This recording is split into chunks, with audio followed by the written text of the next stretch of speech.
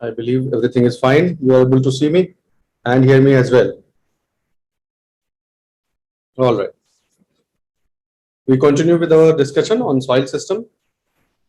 And what I felt from the discussion last time, that we need to brush these concepts once more. I understand that it will consume the full class of today, the entire topic now. But I believe you should be very thorough with this particular topic. And no matter howsoever difficult the questions are asked, in whatsoever manner they are posed to you, you should be in a position to grasp the concept and then immediately apply it. So that is why what we will do, that we will very quickly go through what we have studied in the last session, and then we will complete the remaining discussion. Is that all right? Because there are some convoluted concepts here, some very intriguing things involved. So that's what we will do. Okay.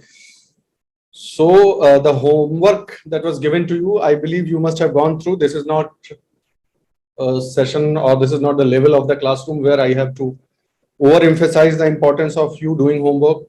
You must have gone through the soil amendments which are required for different kinds of soil problems, or problem soils as they call it, whatever way you phrase it. So different problem soils have to be given different treatments, soil amendments. I do not want you to go into the chemical mechanism of every soil amendment as to why this particular soil amendment works for this particular situation. But at the very minimum, you should absolutely be clear which kind of soil amendment is required for which particular kind of soil. Okay, which soil problem requires which amendment. And this concept will not always work. Okay, that is why I'm saying this at all. It is not, isn't it a matter of common sense? That if it is acidic soil, it will require some base to be applied. If it is an alkaline soil, it will require something acidic to be applied. Isn't that common sense? But that common sense actually doesn't work always. For example, if you see in the treatment of sodic soils, okay, sodic soils, you understand what are the sodic soils? Please let me know. What is the definition of sodic soil that we understand? Is there any particular quantitative marker for it?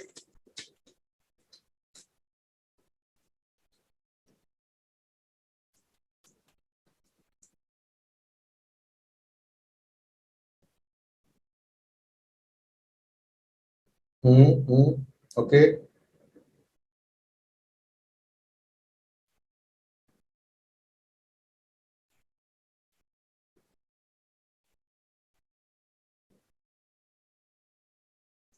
ठीक है, you understand that, more or less you are there. भाई 15% वाला एक तो formula याद रखिए.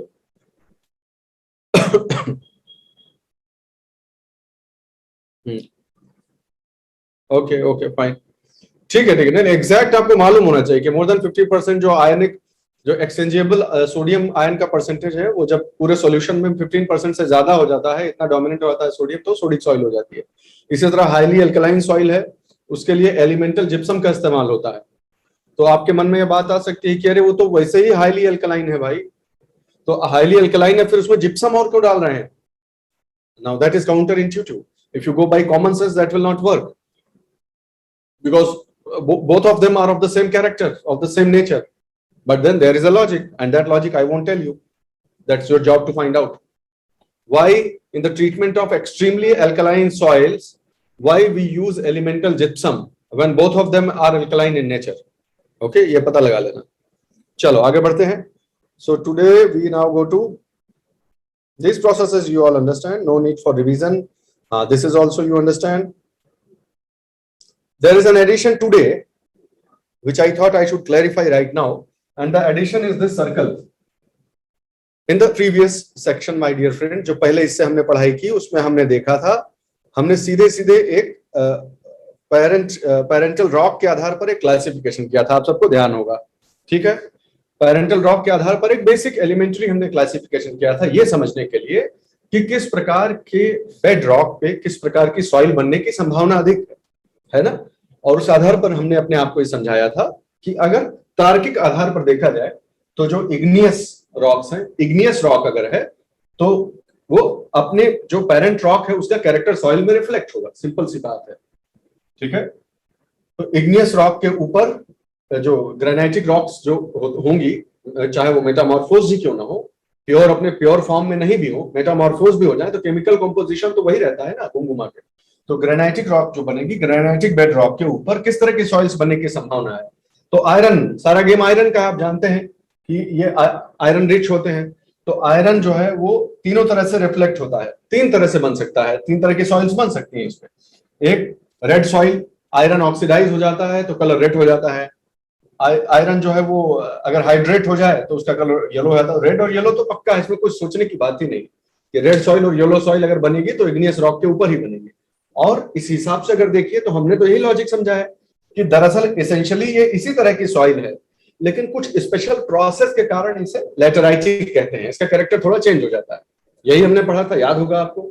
लेकिन यहां पर एक पॉइंट है जो क्लैरिफाई करना जरूरी है, ताकि कहीं आप सवाल में, इस प्रकार के सवाल में ये गलती नहीं करते। जैसे एग्जांपल के तौर पर अगर प्रश्न यह आ जाए कि lateritic soils will always be a product of soil forming processes on a granitic rock, ठीक है, यानी लैटेराइटिक जो चट्टान, लैटेराइटिक सॉइल है वो हमेशा और हमेशा ग्रेनाइटिक रॉक से ही बनेगी।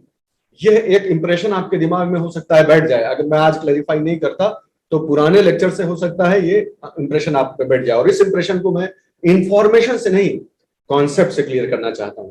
चलिए आप पहली स्लाइड पे आइए, जो पहली चीज हमने सीखी थी, पहली दूसरी स्लाइड जो भी थी, आइए और समझते हैं इस बात। पहले आप बताइए, is the question clear to everybody? Is the problem that we are discussing, is it clear to everybody? कि by simple logic, since now we have categorized and narrowed down that igneous rocks will give rise to light colored soils and basaltic rocks will give rise to dark colored soil such as black soil. तो इससे ये impression आ सकता है कि अच्छा इसका मतलब red soil, yellow soil तो है ही, और जो लैटेराइटिक भी लिखे थे वहां सर वो तो इसी कैटेगरी में लिखे थे, ग्रेनाइट के ही नीचे लिखे थे, तो लैटेराइटिक सॉइल हमेशा ग्रेनाइट से ही बनेगा। एक ये इंप्रेशन दिमाग में हो सकता है, लेकिन मैं आपको टोकूंगा अभी नहीं, कॉन्सेप्ट पे पहले जाते हैं। तो कॉन्सेप्ट क्या है? ये है कॉन्सेप्ट जो पहले ही हम डिस्कस कर चुके हैं। देखो साफ साफ बात समझो, आम व्यक्ति के जो है भाषा में समझो। एक तो पिक्चर थी, कोई नाम याद दिला दे तो मजा आ जाए। पिक्चर का हम जो हमारे जैसे मतलब बहुत समय हो गया देखे हुए, लेकिन जो अभी इस एज में आप लोग अगर कोई हमारे जैसा वो है सिनेमा वाला कीड़ा तो बता सकता है। एक पिक्चर थी पुरानी जिसमें बता रहा हूं, विनोद खन्ना, अमिताभ बच्चन आमने सामने रहे, पुलिस और चोर, और अमिताभ बच्चन के पिताजी बने रहे शम्मी कपूर, और उधर जो उस तरफ जो रहा वो रहा हुआ अपन गब्बर सिंह, अमजद खान।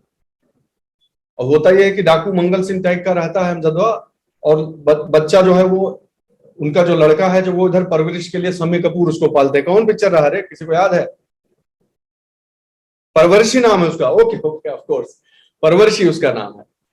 तो अंत में होता क्या है उस मूवी में, आप सबको ध्यान होगा कि जो डाकू जिसे कहते हैं ना, जो डाकू का जो बच्चा था वो परवरिश की वजह से, शम्मी कपूर जो पुलिस में थे उनके जो परवरिश की वजह से वो खुद पुलिस वाला बन गया, और शम्मी कपूर का जो खुद का बेटा है गलत संगत में आ गया, वो गुंडा बदमाश बन गया। बाद में सुधर जाता है, फिर ये सब चीजें वो सब ठीक है। Do you understand this? तो परवरिश का ये इफेक्ट होता है। तो यहाँ पे पैदाइश क्या है और परवरिश क्या है बताइएगा जरा। सॉइल को अगर बच्चा मान लीजिए तो उस केस में पैदाइश वाले फैक्टर्स कौन कौन से हैं और परवरिश वाले फैक्टर्स कौन कौन से हैं? पैदाइश वाला फैक्टर ये है, ठीक है। बाकी के सारे जो, या ये थोड़े हद तक ये कह लीजिए, रिलीफ कह लीजिए, ये दोनों पैदाइश वाले फैक्टर्स हो गए। बाकी तो सब परवरिश वाले फैक्टर है ना। एग्रीड और नॉट? पहले बताओ ये समझ में आया कि नहीं?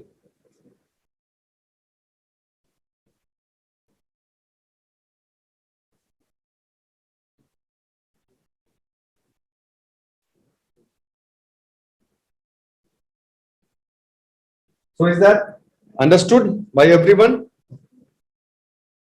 ठीक है।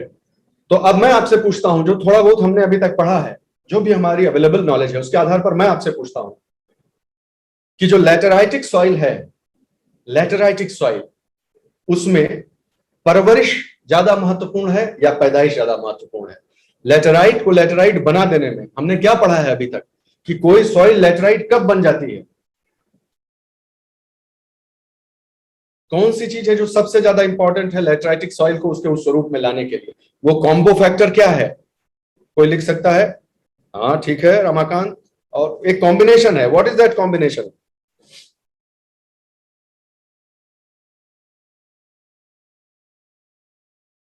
लिखो लिखो चैट बॉक्स में। वो दो कौन सी दो स्थितियां हैं? पढ़ चुके हो यार, पिछली बार तो बताया था, पिछले ही क्लास में। चलो come on, respond quickly. Heating and leaching, fine Bhupendra, you are there absolutely. याद करो लेटर, इसीलिए इसीलिए मैं इसको रिवाइज कर रहा हूं, मैं जानता हूं ना ठीक से ध्यान से फोकस तुम लोगों का रहता नहीं। उसके बाद लिखते हो बहुत ही एनालिटिकल था, बहुत ही ज्यादा था, आप क्लास नहीं करनी है। अरे यूपीएससी का कैंडिडेट को ये सब शोभा देता है क्या कहना कि नहीं बहुत ज्यादा पढ़ लिया, अब रहने दो? हम लोग तुम्हारे लिए कहें तो ठीक। High temperature, high precipitation, high percolation, याद आया? हाई टेम्परेचर ना भी याद हो तो हाई प्रेसिपिटेशन, हाई परकोलेशन तो याद, हैवी परकोलेशन तो याद होना चाहिए आपको, नहीं तो।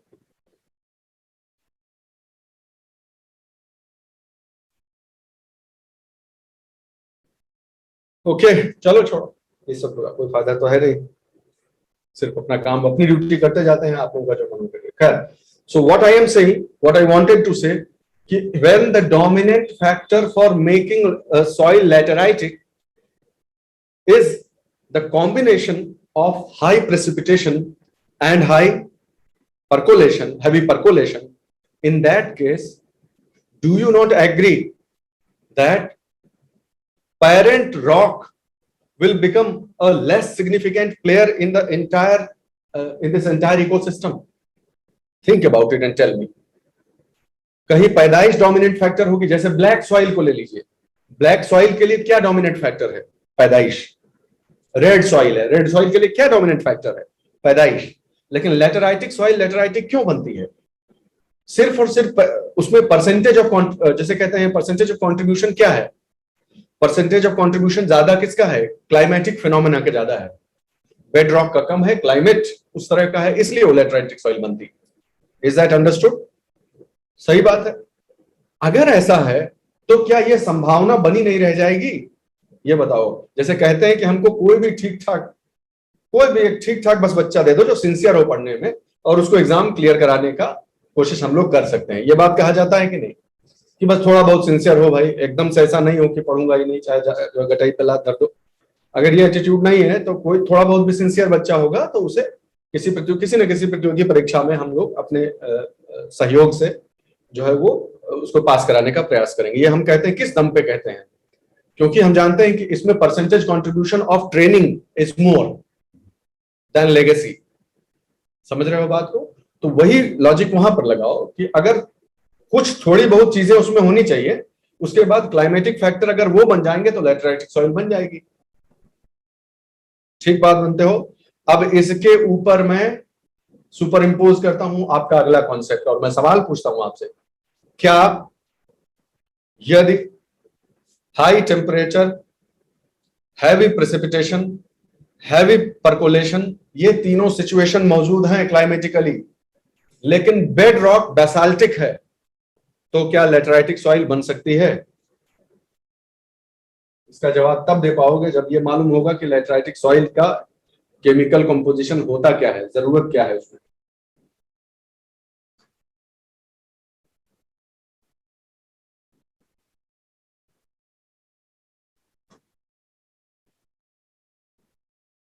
यस सर, तो ठीक है। क्यों? अल्टीमेटली लेटराइटिक सॉइल का सबसे इंपॉर्टेंट कैरेक्टर क्या है? वो क्यों ऐसी हो जाती है? जल्दी बोलो, आगे बोलो। अरे सीधे नाम बताओ, हाँ सीधे नाम लिखिए उस चीज का। किसकी वजह से? आयरन और एल्यूमिनियम बोल रहे हो ना। आयरन, स्पेशली आयरन जो है वो रिच रह जाता है, ऊपर रह जाता है, बाकी सब घुल के नीचे चला जाता है। यही तो पढ़े हैं ना भाई पिछले क्लास में, कि आयरन और एल्यूमिनियम के जो ऑक्साइड्स हैं वो ऊपर छूट जाते हैं, जो बेसिक कैटायंस हैं वो सब नीचे चले जाते हैं। यही तो पढ़े हो। पहले ही बताओ, ये सबको याद है कि नहीं? इतना बारिश होता है और हैवी परकोलेशन होता है तो जो सोल्यूबल कंपाउंड्स होते हैं, बेस कैटायंस, वो सब नीचे चले जाते हैं, और आयरन और एल्यूमिनियम ऑक्साइड जो कि लेस सोल्यूबल होते हैं या इनसोल्यूबल होते हैं ऑलमोस्ट, वो ऊपर रह जाते हैं, ऊपर छूट जाते हैं, इसलिए जो ऊपर की लेयर है वो उस कलर की हो जाती है। यही बात है ना। तो कुल मिलाकर जो सॉइल हो उसमें क्या चाहिए, ये तीनों अगर factors, high temperature, high precipitation, heavy percolation वहां पे हैं, तो इस सॉइल में क्या होना चाहिए, आयरन और एल्यूमिनियम होना चाहिए। बाकी सब तो नीचे बह ही जाना है, बस आयरन और एल्यूमिनियम वगैरह हो तो कोई भी सॉइल बन जाएगी लैटेराइट। क्या ये बात सही है कि नहीं सही है? बॉक्साइट वॉक्साइट पता नहीं कहा है बोल रहा है भाई।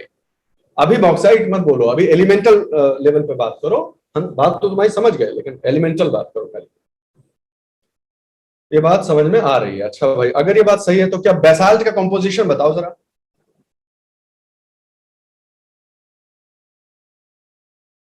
क्या बेसाल्ट में होता है आयरन?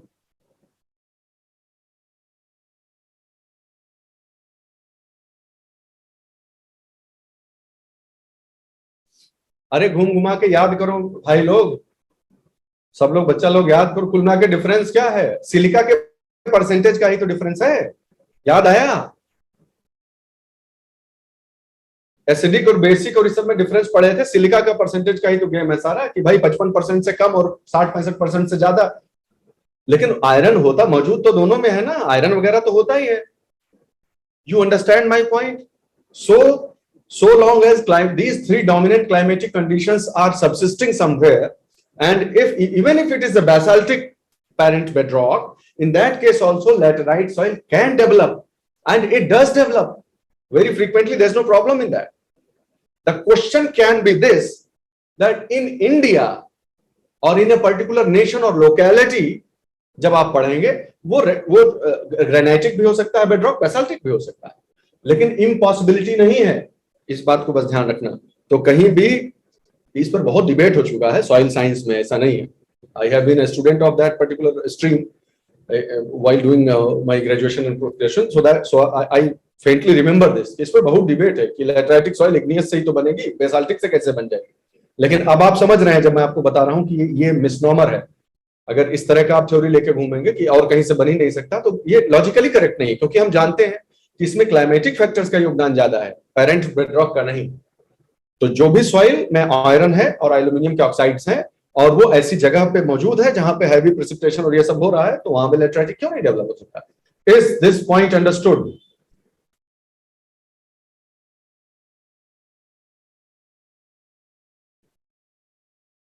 बढ़िया। हाँ, तो हम कहाँ रहे भाई लोग? यहां थे।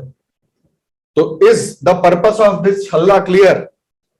ये जो छल्ला लगाया मैंने, ये लासो, इसका पर्पस सबको क्लियर है? कि ऐसा ना समझ लेना कि सिर्फ यहीं से बन सकता है, यहां से भी लैटेराइटिक डेवलप हो सकता है। चलो ठीक, आगे बढ़ते हैं भाई, टाइम अपने पास हमेशा कम ही पड़ जाता है, जानते ही। ये सब तो समझ ही गए। एक एडिशनल इंफॉर्मेशन इसमें डाली है, ए लेयर, ई लेयर और बी लेयर। इसी टाइप का सब सवाल कंफ्यूज करने पूछा है। ए लेयर, ई लेयर और बी लेयर मिलाकर सोलम, ये टर्म यूज किया जाता है कई बार, सोलम शब्द इसके लिए इस्तेमाल किया जाता है। और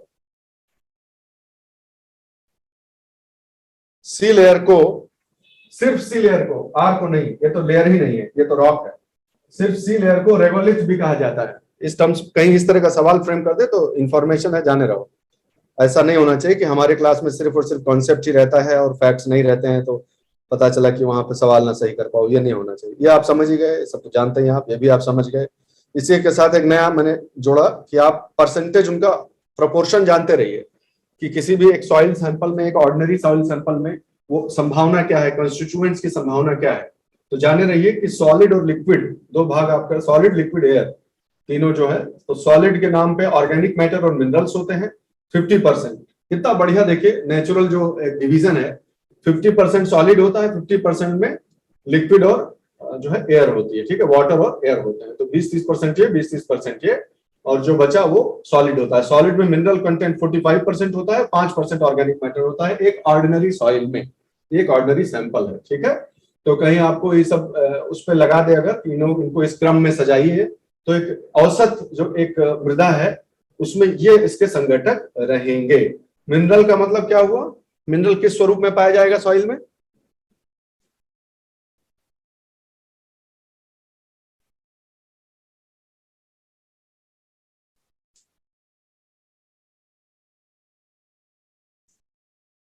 सॉइल का मिनरल कंटेंट कहने से क्या अर्थ है? बहुत ज्यादा सोचा तो ना तुम लोग, इसलिए गड़बड़ा हो तो सब लोग गधा लोग, इतना नहीं सोचा करो।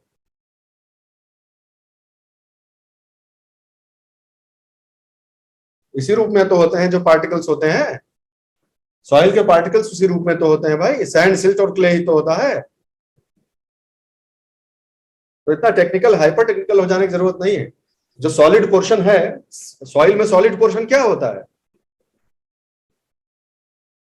खत्म, इसमें कहां दिमाग लगा रहे हो? अगली चीज, और सोर्स बोल रहा है सब, और सोर्स ना बोलो। ठीक है, तीसरी चीज है पानी के बारे में आपको जानकारी होनी चाहिए कि जो सॉइल में जो वाटर होता है, ओके, तो सॉइल का जो वाटर होता है उसके लिए भी कुछ टर्मिनोलॉजीज यूज की जाती हैं, उससे आपको सावधान रहना चाहिए। तो एक छोटा सिंपल सा सवाल है, लेकिन अगर आप नहीं जानते होंगे तो मिस हो सकता है, इसलिए आपको सावधान रहना चाहिए इस चीज को। ठीक है, देखिए, तो सॉइल वाटर रिलेशन की जब बात आती है तो इस चीज को समझे रहिए कि तीन तरह का वाटर कहा जा सकता है। ठीक है, ये पानी एक रिप्रेजेंटेशन है डायग्रामेटिक कि कैसे हम सॉइल में वाटर जो है उसको कैसे हम समझें। ठीक है, तो देखिए, जो सॉइल का जो पानी, यहां पर ध्यान से देखिएगा आप लोग। ठीक है, सॉइल में जितना भी, इसको मैं इनलार्ज करने की कोशिश करता हूं ताकि आपको दिख जाए, वो कलर दिखना जरूरी है। ब्राउन पार्टिकल्स के चारों तरफ ब्लू आउटलाइन दिख रही है।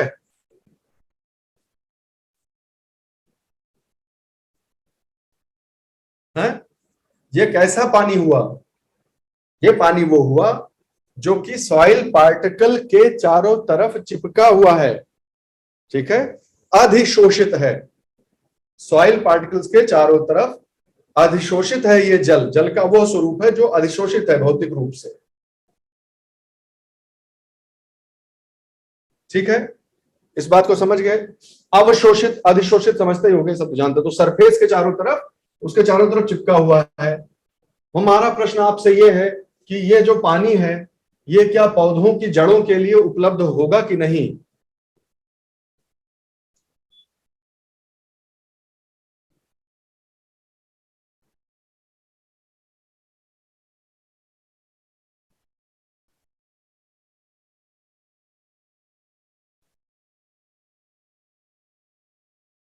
कितने आसान आसान ये सब प्रश्न है, सोचो।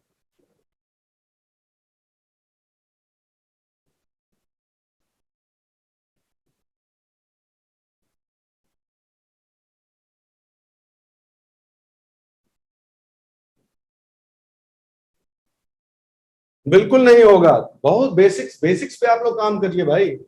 जो जल, जल का वो स्वरूप जो कि कणों से, जो कण है, पदार्थिक कण हैं जो सॉइल के, उनके चारों तरफ फिजिकल फोर्सेस से एब्जॉर्ब्ड है वो, उनके चारों तरफ वो हाइग्रोस्कोपिक वाटर इसको बोलते हैं। याद आ गया, शब्द याद आ गया, हाइग्रोस्कोपिक वाटर इसको बोलते हैं। इसका हिंदी जरूर कर लीजिएगा, हाइग्रोस्कोपिक मैं लिख देता हूं ताकि आप हाइड्रो न समझ लें कहीं।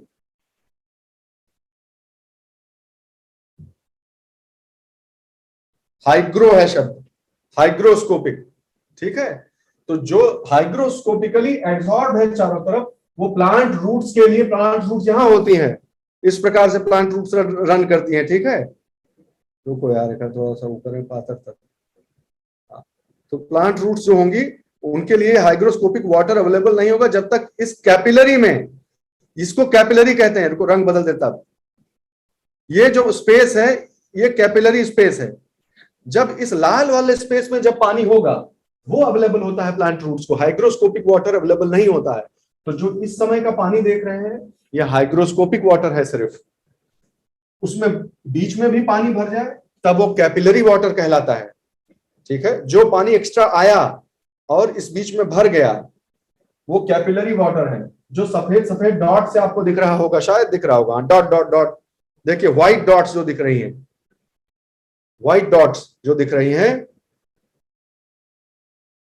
ये व्हाइट डॉट्स जो दिख रहे हैं ये वो एक्स्ट्रा वाटर है जो इसके ऊपर आके, over and about this particular hygroscopic water के का ऊपर जो है एडिशन हुआ है इसका, ये आकर उसमें शामिल हो गया है। ठीक, ये कैपिलरी वाटर है, ये है जो पौधों को अवेलेबल रहता है। और अगर खूब सैचुरेटेड हो जाए सॉइल, खूब सारा पानी आ जाए, तो जो एक्स्ट्रा पानी, इतना पानी ये रोक सकता है। ध्यान से सुनना मेरी बात। ये ये तो उसके चारों ओर ही चिपका हुआ है, प्लस कैपिलरी वाटर भी आ गया, लेकिन इतने वाटर तक, hygroscopic water plus capillary water तक ये सॉइल अपने आप में रोक सकती है। इससे ज्यादा पानी हो जाएगा, इससे भी ज्यादा ओवर सैचुरेट आप कर देंगे तो क्या होगा, नीचे बह जाएगा। सिंपल सी बात है। किस बल के तहत नीचे बह जाएगा?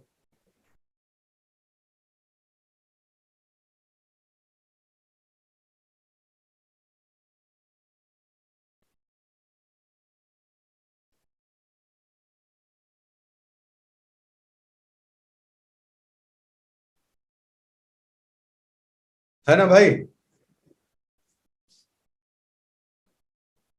कुल मिलाकर ग्रेविटी कहना चाह रहे हो ना आप लोग।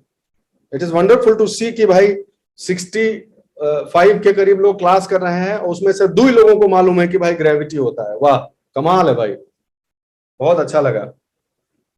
ठीक है, तो ग्रेविटेशनल पुल की वजह से ये पानी जो है वो नीचे चला जाएगा। तो इसी आधार पे नाम रख दीजिए, जिस बल के आधार पर वो वहां रुका हुआ हो पानी, उसके आधार पर उसका नाम रख दीजिए। दिस इज हाइग्रोस्कोपिक वाटर, क्योंकि हाइग्रोस्कोपिक फोर्स की वजह से वो चिपका हुआ है। दिस इज कैपिलरी वाटर, क्योंकि कैपिलरिटी की वजह से उसके अंदर है वो। और दिस इज ग्रेविटेशनल वाटर, जो कि एक्स्ट्रा वाटर निकल जाता है। बात खत्म। तो क्या ये समझ रहे हो कि ये सिचुएशन होगी तो सूख जाएगा पौधा? और क्या आप जानते हैं कि ये स्थिति बहुत ज्यादा दिनों तक बरकरार रहे तो ये भी सूख जाएगा। इसको परमानेंट विल्टिंग हो जाएगी, इसकी भी उसकी भी, दोनों ही सिचुएशन गड़बड़ होती है, जानते होंगे। अगर यहाँ पर वाटर लॉगिंग हो जाए ओवर सैचुरेशन के बाद, तो फिर रेस्पिरेटरी फेल्योर की वजह से यहाँ भी विल्टिंग हो जाएगी। खैर, वो यहाँ का सब्जेक्ट मैटर नहीं है। तो ये समझ गए आप?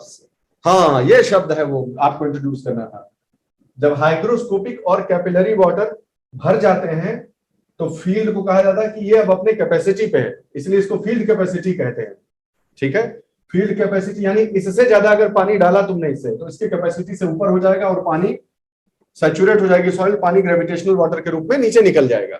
तो सच 3 पॉइंट यही हुए, permanent wilting point, field capacity और सैचुरेशन। कोई पूछे सॉइल में सैचुरेशन कब होता है, तो बोलो hygroscopic water plus capillary water plus gravitational water, field saturation हो गया, समझ लो उसका। इसके ऊपर करेंगे आप तो निकल जाएगा पानी ग्रेविटेशनल वाटर बनके। फील्ड कैपेसिटी कब होती है? Hygroscopic water plus capillary water.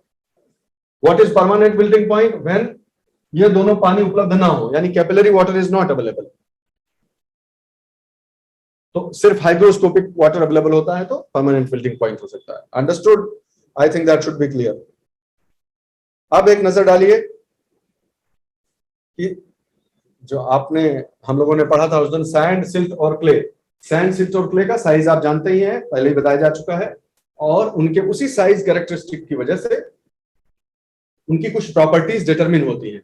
मुख्य प्रॉपर्टीज जो है आपके जानने लायक, वो है water holding capacity, aeration, drainage and nutrient holding capacity. Okay, तो मैं आपसे सवाल ये पूछ रहा हूं कि क्या ये मुझको बताने की जरूरत है कि सैंड, सिल्ट और क्ले में किसमें क्या प्रॉपर्टी पाई जाएगी? आपको ये टेबल याद करने की जरूरत है क्या? या अगर आप सिर्फ साइज जानते हैं तो उसके आधार पर इस पूरी टेबल को गेस कर सकते हैं?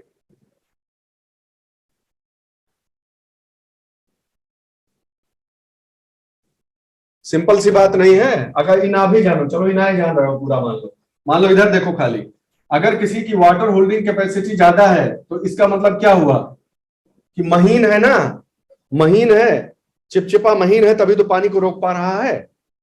अगर महीन है और पानी को रोक पा रहा है तो वाटर होल्डिंग कैपेसिटी जिसकी अगर ज्यादा है तो उसकी न्यूट्रिएंट होल्डिंग कैपेसिटी भी लॉजिकली लॉजिकली ज्यादा होगी कि नहीं होगी? और अगर वो बहुत महीन है तो उसमें हवा वाला उल्टा नहीं होगा, जो पानी ज्यादा रोक सकेगा उसमें हवा ज्यादा नहीं जाएगी। सिंपल सी बात नहीं है? ये बताओ।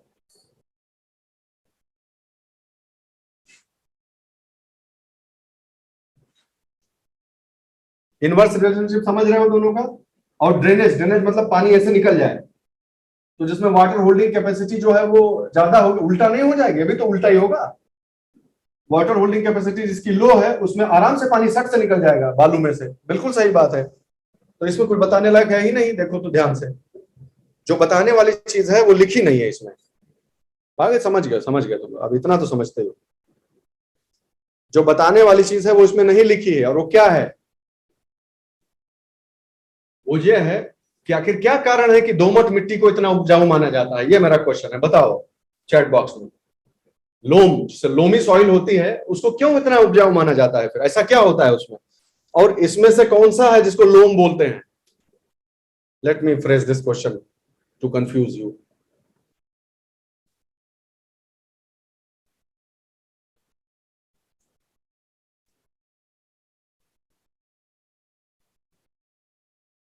अरे एकदम ही तुम लोग तो मतलब पढ़ाई लिखाई तो करबे नहीं क्यों तुम लोग तो, एकदम मतलब अभी तो क्लास ही बंद कर देने वाला है, ऐसी स्थिति है। क्ले बोल रहा है। चलो एक आवा जवाब कम से कम ठीक, तो एक दो जवाब सेजल ने शुरू किया सही जवाब देना कम से कम। क्या परसेंटेज होता है बताइए आप, तब आगे बढ़ूंगा, नहीं तो कोई फायदा नहीं है। एग्जैक्ट परसेंटेज हमको नहीं चाहिए, लेकिन दोमट मिट्टी में तीनों का क्या परसेंटेज होता है ये तो आइडिया होना चाहिए भाई आपको।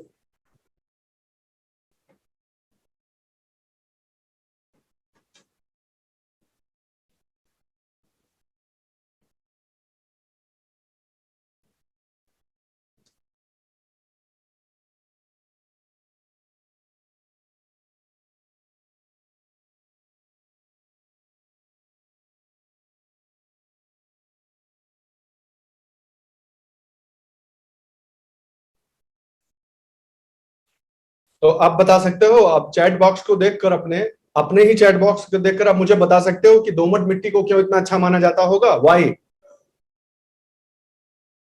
Right that answer. I won't proceed with the class unless you do so.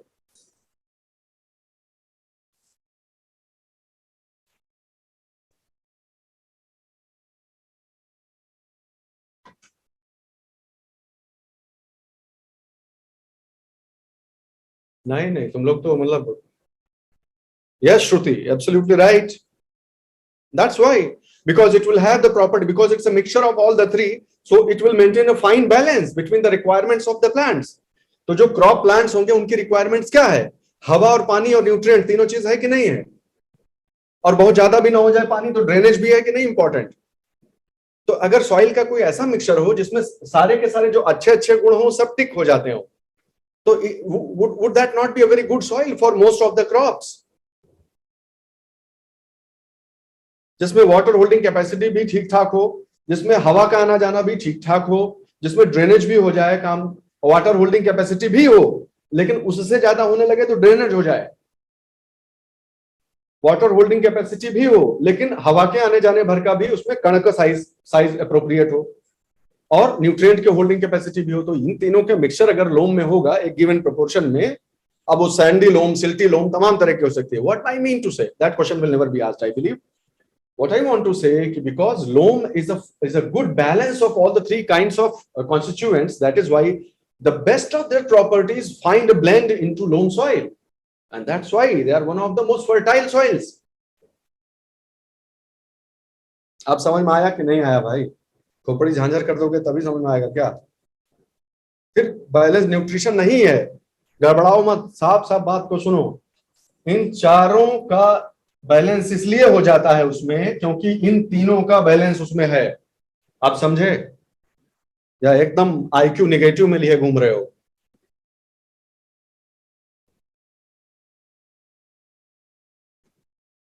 Hmm.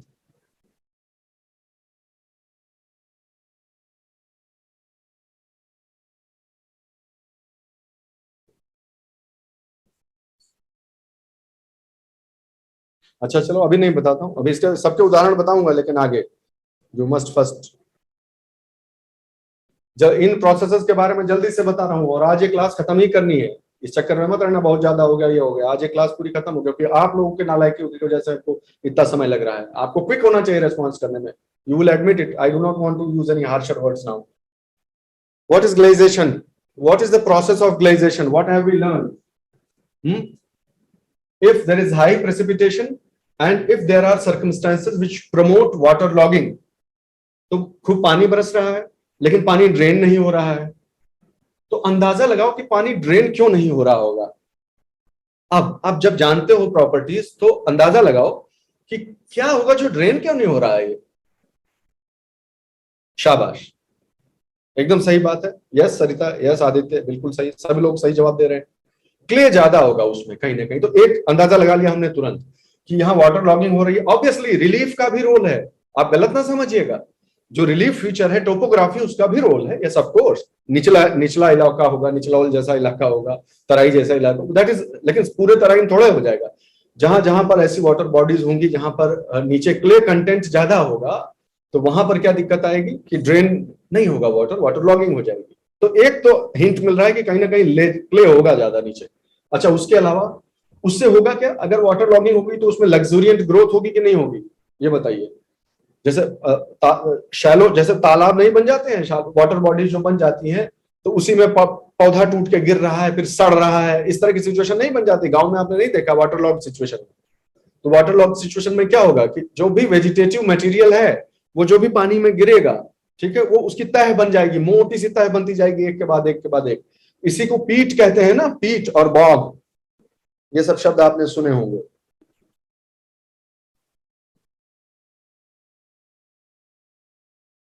Marsh, H है, एच, मार्श, है ना। तो अगर ऐसा हो जाएगा, अब यहीं पर रुक के मैं पूछना चाहूंगा कि इसमें कैसे सैलिनाइजेशन होगा, रमाकांत प्लीज एक्सप्लेन। सैलिनाइजेशन कैसे होगा इसमें?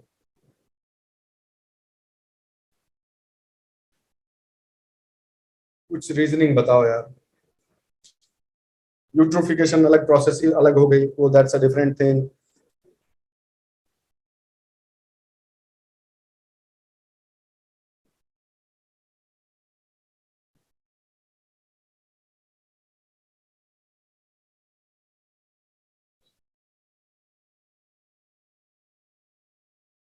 हम जानना चाहेंगे कि तुम सैलिनाइजेशन लिखे हो, मतलब कंसेप्ट क्लियर करने के लिए, डांटने के लिए नहीं कह रहे हैं।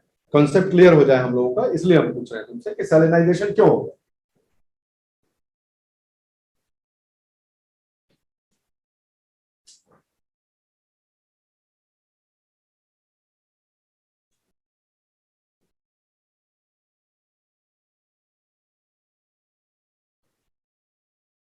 आई will take time. Decomposition, mineral weathering, यहाँ मिनरल कहाँ है? ये सॉइल हो गया, सॉइल के ऊपर पानी भरा है। और पैरेंट रॉक कहाँ है? पैरेंट रॉक कहाँ है इसमें? यहां। तो यहां मिनरल वेदरिंग से क्या लेना देना है इसका, वाटर लॉगिंग का?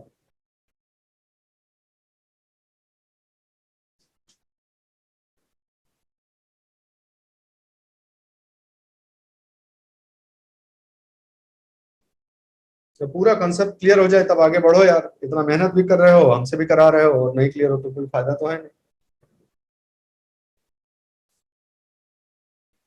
सैलिनाइजेशन जो लिखा है रमाकांत आपने, उसके पीछे क्या सोचा था, रीजनिंग क्या थी? कुछ उसमें गलत सही का बात नहीं है, आप बताओ, डिस्कस करो ओपनली, तो फिर हम लोग उसका जवाब दे सकें। एक्यूमुलेशन ऑफ मिनरल्स, अच्छा, मिनरल तो नीचे से आ रहा है सॉइल में। Most of the mineral, 99% of the mineral तो नीचे से पेरेंट रॉक के टूटने से आता है ना। और पेड़ पौधा से तो ऑर्गेनिक मैटर आता है ना। तब तो आदित्य का जो रीजनिंग है उसके हिसाब से उल्टा होना चाहिए, सैलिनाइजेशन नहीं होना चाहिए। सैलिनाइजेशन के लिए जरूरी है कि पानी कैपिलरी एक्शन से ऊपर आता रहे। सेचुरेशन ठीक है पंकज, एकदम ठीक बात है, सेचुरेशन तो होगा, इसमें सेचुरेट हो जाएगा पूरा। और नीचे अभी अभी तो बोला हमने, अभी अभी तो लॉजिक लगाया था कि जरूर यहाँ कहीं क्ले होगी, इसके नीचे जरूर कहीं ना कहीं यहाँ एक मोटी सी क्ले का लेयर होगा यहाँ पे, जो पानी को नीचे नहीं जाने दे रहा है। और यहाँ कहीं भाई देखो, नीचे कहीं जाके यहाँ पेरेंट रॉक होगी, जिसके ऊपर ये सॉइल बनी होगी। तो मिनरल वाला सारा काम तो इस पॉइंट पे, वेदरिंग वगैरह तो यहाँ हो रही होती है ना, उसका डायरेक्ट कनेक्शन कैसे स्थापित करेंगे?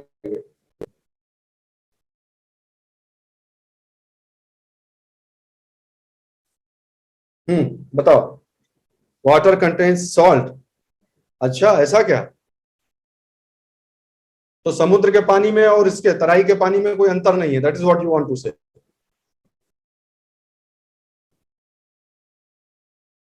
सरिता का कहना है कि डिकम्पोजिशन ऑफ ऑर्गेनिक मटेरियल और and hence there will be acid formation. तो ये तो उल्टा हो गया, रमाकांत ने जो बोला उसका उल्टा। सैलिनेशन, सैलिनाइजेशन और एसिडिफिकेशन दोनों एक दूसरे का उल्टा है, ये समझ रहे हो कि नहीं? एक एक करके बताओ भाई कॉन्सेप्ट अपना।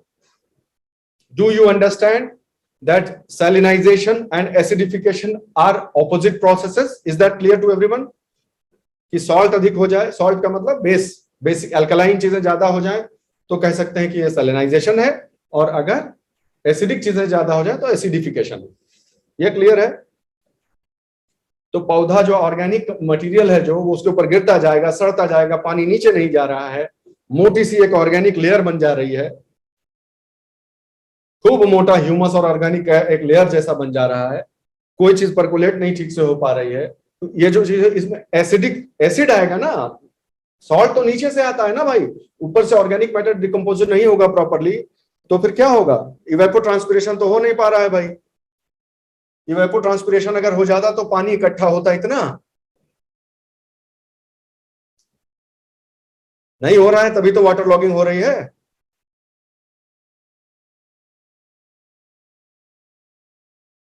आप समझ गए? धीरे धीरे समझ में आ रहा है कि भाई किसी भी सॉइल के सैलिनिटी के लिए या तो नीचे, 90% केसेस में नीचे से आता है सॉल्ट, कहीं कहीं कुछ कुछ एरियाज वर्ल्ड के ऐसे हैं जिसमें हवा में ही जो है वो जिसे अल्कली डस्ट बोलते हैं, हवा में भी कैल्शियम कार्बोनेट जो है वो किसी ना किसी रूप में जो है उड़ता उड़ाता और सेटल होता है सालों तक, हजारों सालों तक, और फिर वहां पर सॉल्ट की लेयर बन जाती है।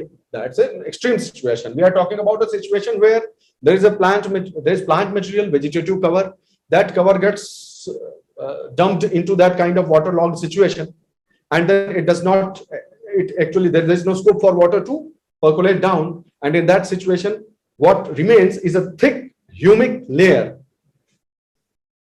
which has been formed by the material which is under decomposition. तो ये तो एसिडिक कंडीशंस का निर्माण हो रहा है ना।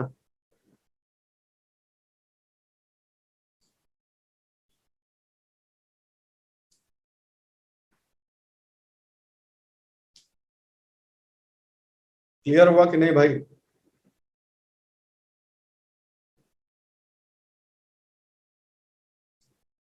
अच्छा, अगर ऐसा है, अगर ऐसा है, यहां पर इस वाटर लॉग सिचुएशन में जितने जो भी ऑर्गेनिक डिकम्पोजिशन के दौरान माइक्रोबियल एक्टिविटी जो होगी उससे जो एसिडिक सिचुएशन क्रिएट होगी, क्या आपको मालूम है कि अगर बहुत अति साधारण और सामान्य शब्दों में कहा जाए तो जो प्रोटॉन दे सके, जिससे प्रोटॉन निकलता हो वो एसिड है, और जिससे हाइड्रोक्सिल आयन निकलता हो, ये वाला आयन निकले, सुनो ध्यान से, और कुछ ना याद रहे, चाहे वैज्ञानिक पृष्ठभूमि को हो चाहे नहीं हो, इतना याद कर लो कि जिससे ये निकलता हो वो एसिड, और जिससे ये ज्यादा निकलता हो वो बेस,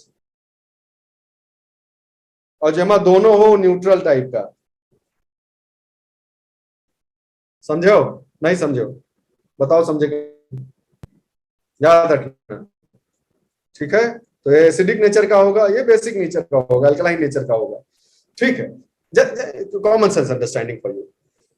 तो हम ये कह रहे हैं कि जो ऑर्गेनिक डिकम्पोजिशन हो रहा है उसमें माइक्रोबियल एक्टिविटी से बहुत सारे एसिड्स बन रहे हैं, और वो जो एसिड्स बन रहे हैं मतलब क्या हुआ? H+ बन रहा है। तो इसके अंदर जो आयरन मौजूद होता है, हालांकि केमिस्ट्री क्लास नहीं है लेकिन जान लो बहुत आसान है, आप बस थोड़ा सा फोकस रखो और लॉजिक को रेडी रखो, बहुत इजीली समझ जाओगे। आयरन है जो, iron plus plus plus valency जिसकी 3 हो, ठीक है? 3 वैलेंसी जिसकी हो, आयरन जिसकी वैलेंसी 3 होती है, इसी के नाम पर इसका नॉमेनक्लेचर किया जाता है, फेरिक, फेरस, इस तरह से नाम दिया जाता है। 3 है तो फेरिक, ठीक है? 2 प्लस है तो फेरस, इस तरह से इसका नॉमेनक्लेचर होता है।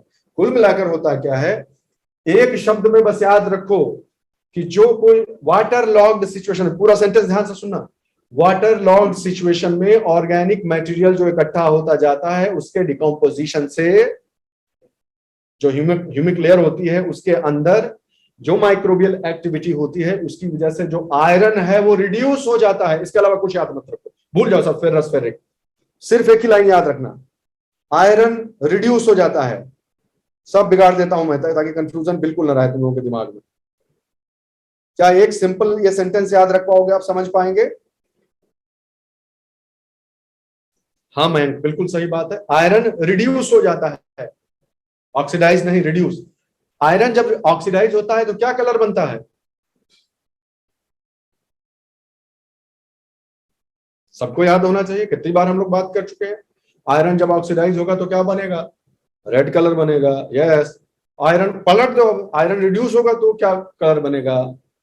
डार्क, उसका अपोजिट कर दो, डार्क कलर हो जाए। अपोजिट नहीं कहना चाहिए, ये तो केमिकल प्रॉपर्टी, फिजियोकेमिकल प्रॉपर्टीज की बात है, ठीक है। ब्लूइश जैसा बन जाएगा कि नहीं, ब्लूइश ग्रे जैसा बन जाता है जब आयरन रिड्यूस हो जाता है, तो ब्लूइश ग्रे जैसा कलर उसका आ जाता है। छोटी सी चीज बस याद रखनी है, कितने छोटे छोटे सेंटेंसेस में बहुत सारी लेयर है। तो यही जो ह्यूमिक लेयर है इस कारण से ब्लूइश ग्रे हो जाती है, और उसके नीचे क्या होती है? पानी के बहुत समय तक इकट्ठा रहने की वजह से गम चिपचिपी और सैचुरेटेड, पूरी तरह से सैचुरेटेड क्ले की एक लेयर होती है। बहुत आसान हो गया ये तो देखो हम इसको बना भी देते हैं आपके समझने के लिए। एक ब्लूइश ग्रे जैसी एक लेयर यहां हो जाएगी,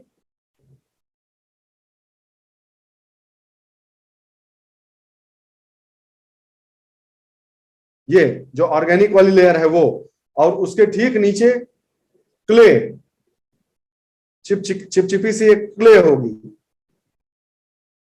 और इसी क्ले की वजह से पानी यहां से जाता नहीं है नीचे, ये ऐसे पूरा ये वाटर लॉक्ड रहता है। सिंपल सा फंडा है,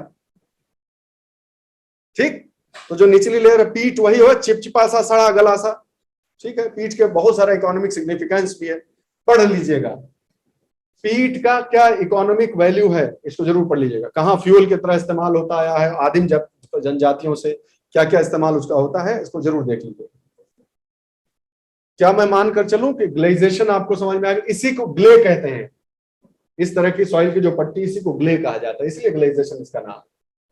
तो कोई सवाल पूछने पर आपको गुमराह करने का कोशिश करे तो सिर्फ इतना याद रखिए, जहां पर हाई प्रेसिपिटेशन होगा, जहां पर वाटर लॉक्ड बॉडीज होंगी, सिचुएशन बनेगी, जहां पर ऑर्गेनिक मटेरियल जो है, ऑर्गेनिक मटेरियल पर होने वाली माइक्रोबियल एक्टिविटी की वजह से एसिडिक सिचुएशन बनेगी, फलस्वरूप कुल मिलाकर होगा क्या, जो आयरन है वो रिड्यूस हो जाएगा चार, उसकी वजह से उसका कलर ब्लू ग्रे हो जाएगा, और नीचे क्ले की एक लेयर होगी।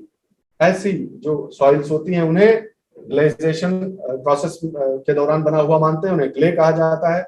मार्शी पीटी बॉक्स जो होते हैं वही वो इलाके होते हैं जहां पर इस तरह के सॉइल्स बनती हैं। I think that should be very clear now, there should be no problem.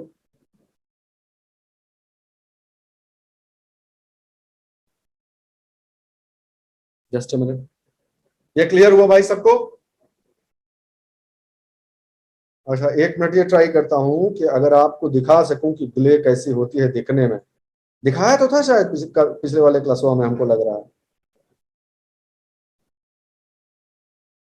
ये देखो, यही सर्च में ही आ रहा है। इंटरनेट थोड़ा डाउन लग रहा है। खैर ठीक, आप लोगों को मुझे लगता है याद आ रहा है कि पिछली बार दिखाए थे। खैर ग्ले हो गया, ग्ले आप समझ गए। आप पॉटजॉल समझिए, पॉटजॉल जो है वो रशियन वर्ड है, रशियन। तो पॉटजोलाइजेशन कब होगा भाई? बहुत है आसान, इसको भी लॉजिक से समझिए तो बहुत ही इजी है भाई। कोल्ड रीजन होना चाहिए, ठीक है, जहां पर लॉन्ग और सीवियर विंटर्स होती हो, लंबे जाड़े होते हो और खूब खतरनाक टेम्परेचर होता है, ठीक है। लॉन्ग और सीवियर विंटर्स होना आवश्यक है इसके लिए, पहली कंडीशन ये है, समझ लीजिए, ठीक है। दूसरी कंडीशन क्या है? यहां भी ऑर्गेनिक मैटर का ही मैटर है, ठीक है। ऑर्गेनिक यहां भी एसिड्स बनते हैं, they combined with iron and aluminium and leach them down to the B layer. आपको मैंने बताया था कि कोनिफेरस जो वेजिटेशन होती है उसकी जो नीडल लीव्स वगैरह गिरती हैं वो एसिड होता है, उनमें डिकम्पोजिशन एक टेम्परेचर के एक्सट्रीम की वजह से, टेम्परेचर के वेरी लो होने की वजह से डिकम्पोजिशन प्रोसेस जो है वो बहुत लो होती है, स्लो होती है। धीरे धीरे एसिड्स उसमें बनते रहते हैं। एसिड्स जो बनते हैं वो ऑर्गेनिक एसिड जो है वो आयरन और एल्यूमिनियम से कंबाइन कर जाते हैं, और आयरन और एल्यूमिनियम से कंबाइन कर जाने के कारण वो नीचे लीच डाउन करके ले जाते हैं, उनको बी लेयर में जमा कर देते हैं। सिंपल सा फंडा है। ग्लेजेशन का अंतर समझ में आया? ग्लेजेशन और इसमें अंतर देख रहे हो? लीचिंग डाउन होने का वहां कोई स्कोप नहीं था, यहां लीचिंग डाउन हो जाती है। आयरन और एल्यूमिनियम से ऑर्गेनिक एसिड्स कंबाइन करते हैं, उनको लीच करके नीचे ले आते हैं, ठीक है, लीच करके नीचे बी लेयर में लेकर जमा कर देते हैं। ऑलराइट, जो सिलिका पीछे बची रह जाती है, यही सब तो होता है भाई। सिलिका, आयरन, याद करो ना, फेल्सिक और पता नहीं क्या क्या पढ़े थे, तो आयरन, सिलिका, एल्यूमिनियम, यही सब तो होता है सॉइल में। तो ये दोनों को बोल रहा है इंटरनेट नॉट, इन दोनों को ऑर्गेनिक एसिड्स जो यहां से बनते हैं वो इन दोनों को लीच डाउन करके बी लेयर में जाके जमा कर देते हैं, और जो सिलिका हो जाती है वो पीछे छूट जाती है। वही सिलिका जो पीछे छूट जाती है वो ऐश ग्रे कलर देती है। और ऑब्वियसली ये सब कहां हो रहा है? चलो वापस चलो, गड़बड़ा दोगे अगर कहीं ये सब भूल गए। ये जो लीचिंग वूचिंग ये सब हो रही, कहां हो रही? यहीं तो हो रही है, इस इलाके में ही तो हो रही है। यहीं से तो कहा जा रहा है कि ये जो ऑर्गेनिक एसिड बनते हैं वो यहाँ के आयरन और एल्यूमिनियम को खींच के नीचे ले जाते हैं, बी लेयर में यहाँ जमा कर देते हैं। यही तो कहा जा रहा है, बी लेयर में जमा कर देते हैं। सिलिका पीछे छूट गया, सिलिका यहाँ छूट गया, इस एरिया में छूट गया, तो जो कलर दे रहे थे वो सब नीचे चले गए। उनके एब्सेंस में अब जो भी सिलिका का कलर होगा वही इसको मिल जाएगा। तो ये पूरा जो एरिया है वो ग्रे हो जाता है, ऐश ग्रे हो जाता है सिलिका की वजह से।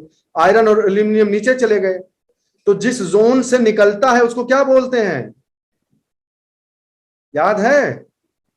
जिस जोन से चीजें निकलती हैं उनको क्या बोलते हैं? उस जोन को जोन ऑफ इल्यूविएशन। हाँ बिल्कुल सही बात है। तो ई लेयर ही तो बचेगी पीछे। गलत बोल रहे हैं क्या हम? जहां से सारा मसाला निकल कर नीचे चला गया उस लेयर को क्या बोलते हैं? जो कि अदरवाइज ए लेयर होती, अदरवाइज तो ए लेयर ही है ये, लेकिन इस जोन से सब कुछ निकल गया तो इसीलिए इसको तो ई लेयर बोल देते हैं, ई लेयर। तो ई लेयर में क्या छूट गया पीछे? लिखो लिखो चैट बॉक्स में जल्दी। हम क्या कह रहे हैं कि ई लेयर में क्या छूट गया, ई लेयर से क्या निकल गया? पहले ये लिखो क्या निकल गया, ताकि क्लियर रहे तुम लोगों को कॉन्सेप्ट। ये इतना छोटा छोटा चीज में इतना टाइम लेते हो तो गुस्सा लगता है। हाँ पहले लिखो क्या निकल गया, ठीक है, आयरन और एल्यूमिनियम, बिल्कुल सही बात है। अब लिखो, अब लिखना शुरू करो कि क्या पीछे छूट गया। आयरन और एल्यूमिनियम निकल गए, सिलिका पीछे छूट गया ई जोन में, आयरन जो एल्यूमिनियम निकल कर बी लेयर में आ गया। सिंपल। ओके अब वापस आ जाओ, बहुत ही आसान, यादें नहीं रखना है कुछ, सब समझने वाली चीज है। और इसी पीछे छूटी हुई सिलिका की वजह से उसका कलर ऐश ग्रे हो जाता है। ठीक हो गया, पॉडजोलाइजेशन खत्म काम। यही पॉडजोलाइजेशन है। अब पॉडजोलाइजेशन को दिमाग में बैठा लेना। लीचिंग हुई कि नहीं हुई यहां पे? ये बताओ, लीचिंग हुआ कि नहीं? ठीक है, हुआ, लीचिंग हुई। ओके, किस चीज की लीचिंग हुई यहां? सिलिका नीचे गया या आयरन? अभी सिर्फ दो के टर्म्स में जवाब दो। आयरन नीचे गया, याद रखना इस चीज को, ठीक है। आगे बढ़ते हैं, इसको याद रखना। सारा कंडीशन उल्टा कर दो। पॉडजोलाइजेशन में जो एनवायरमेंटल कंडीशंस पड़े थे पलट दो उनको। ऐसे जोन में चलते हैं अब जो ट्रॉपिकल या सब ट्रॉपिकल हो, हाई टेम्परेचर, हाई प्रेसिपिटेशन और हाई परकोलेशन, ठीक है। हाई टेम्परेचर, हाई प्रेसिपिटेशन और हाई परकोलेशन हो, ऐसे में क्या होगा? लीचिंग होगी। हाँ यहां भी होगी, क्यों नहीं होगी लीचिंग, बिल्कुल ठीक है। वेदरिंग, इंटेंस वेदरिंग, क्यों होगी इंटेंस वेदरिंग? यहां पे आया सवाल आ गया। तुम समझ रहे हो ना, ये पूरा का पूरा चीज शामिल है ना। अब ये जो फिजियोकेमिकल प्रोसेस हो रही है इसमें पूरा का पूरा चीज, यहाँ कोई वाटर लॉगिंग कंडीशन तो है नहीं, पूरी चीज इन्वॉल्व है इसमें। इसलिए हाई टेम्परेचर की कंडीशन की वजह से हाई लीचिंग जो होगी, ये सब कंडीशंस को मिलाकर जो पेरेंट रॉक है, जो पेरेंट मटेरियल यहां पर होता है, सी लेयर, आर लेयर, ये सब इस प्रोसेस में इन्वॉल्व हैं। इसलिए इंटेंस वेदरिंग होंगी, सारे जो मटेरियल बहुत रैपिडली टूटेगी रॉक। बहुत रैपिडली जो है मिनरल्स रिलीज होंगे, लेकिन उतनी ही रैपिडली ऊपर से पानी बरसने की वजह से सब कुछ फिर नीचे धोके चला जाएगा। Do you understand this?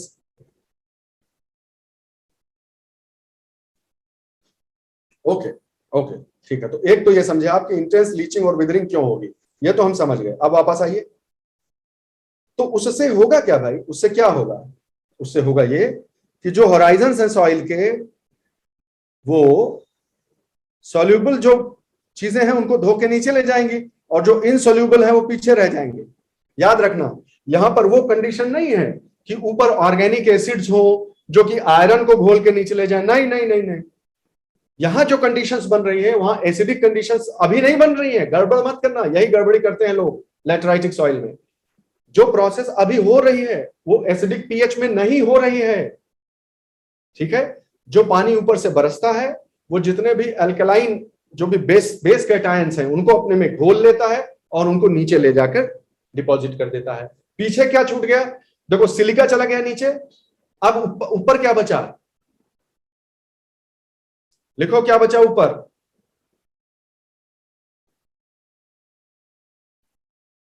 समझ गए बात? तो क्या तुम लोग ये देख पा रहे हो, समझ पा रहे हो कि जैसे क्लाइमेटिक कंडीशंस रिवर्स हुई हैं पॉडजोलाइजेशन की तुलना में लैटराइजेशन में, उसी प्रकार यहां भी चीजें रिवर्स हो गई हैं। अभी आयरन और एल्यूमिनियम पीछे रह जा रहे हैं, सिलिका और बेस कैटायंस वो नीचे चले गए। Are you getting it?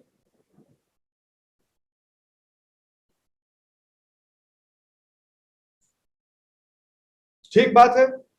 यहां पर उल्टा हो गया, पॉडजोलाइजेशन का ठीक उल्टा हो रहा है। अच्छा ठीक है, तो ये जो नीचे चले गए, पीछे क्या छूट गया? आयरन और एल्यूमिनियम के सेस्क्वी ऑक्साइड छूट गए, और बहुत सारी जो उनके ओर से बताया ही थे पिछली बार कि आधा काम तो नेचर ने ही कर दिया, सब ले जाके नीचे डिपॉजिट कर दिया पहले। तो ऊपर की जो जितनी भी ये लेयर्स बचेंगी, जरा देखो ध्यान से कि जो भी बेस कैटायन से उनको नीचे ले गए सब के सब। और ये जो एक परत बचेगी, ये परत, इसमें मुख्य रूप से क्या रह जाएगा?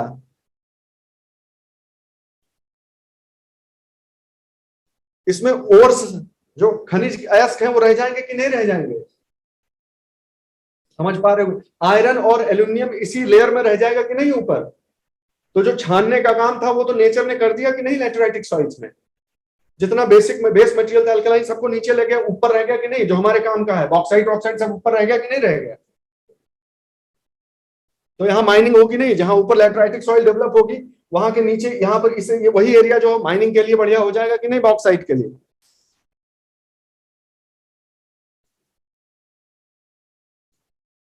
इसमें तो भाई कुछ कठिन तो मुझे लगता नहीं कि बता रहा हूं।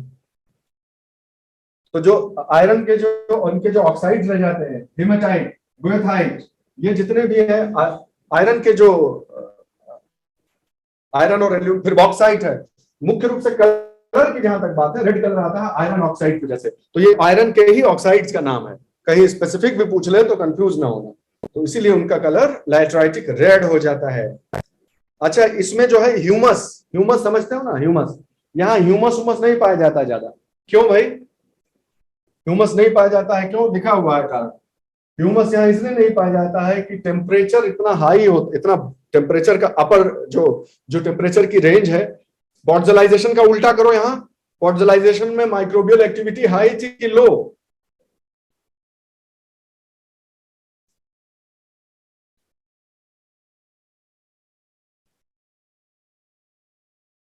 तो हाई लिख रहा है कौन?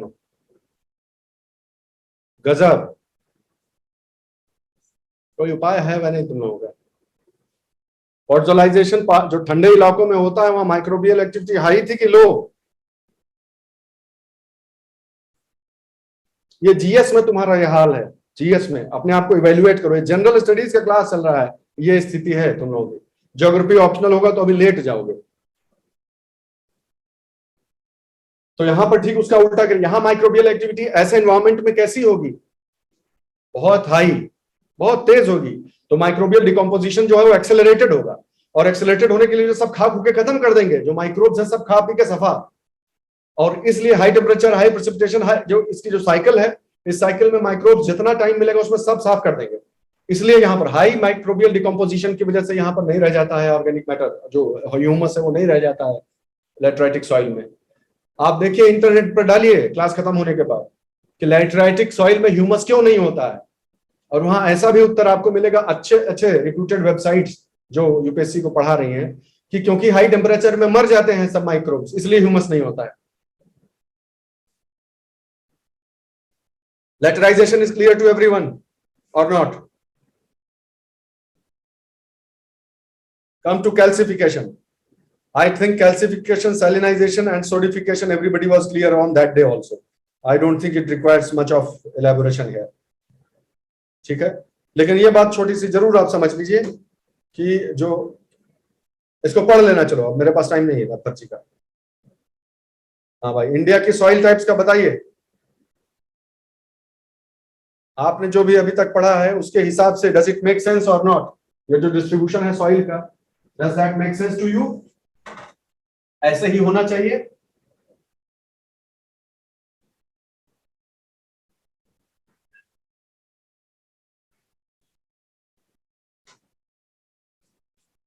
एक बात और जान लो, जीके टाइप का है कि जो असली पॉटजॉल है, असली पॉटजॉल वो इंडिया में पाया नहीं जाता है।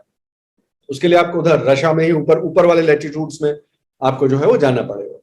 ठीक है, वहां उतनी लॉन्ग और सीवियर विंटर्स यहाँ नहीं होती हैं, इवन एट हायर एल्टीट्यूड्स वो सारी कंडीशंस बनती नहीं है यहाँ, लेकिन वेरी क्लोज टू द पॉटजॉल, जो हिमालयन एरियाज में पॉटजॉल के जो है वो काफी करीब कैरेक्टर वाली सॉइल्स बन जाती हैं। ये ध्यान रखना, जाने रहो बस खाली।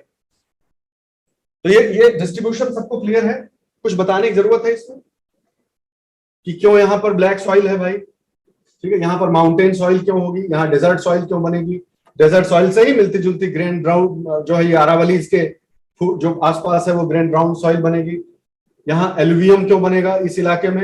एलुवियल सॉइल क्यों बनेगी? गंगा ब्रह्मपुत्र और डेल्टाइक एरियाज में, जितने भी डेल्टाइक एरियाज हैं और गंगा और ब्रह्मपुत्र वाले इलाके में क्यों बनेगी एलुवियम?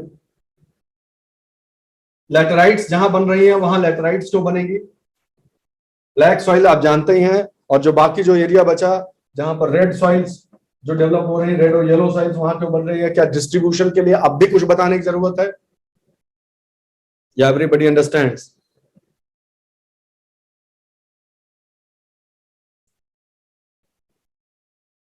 अरे भूपेंद्र बाबू, हम तो पढ़ा ही रहे हैं ना, तो तुम हमको ना पढ़ाओ कि क्या पढ़ाना है।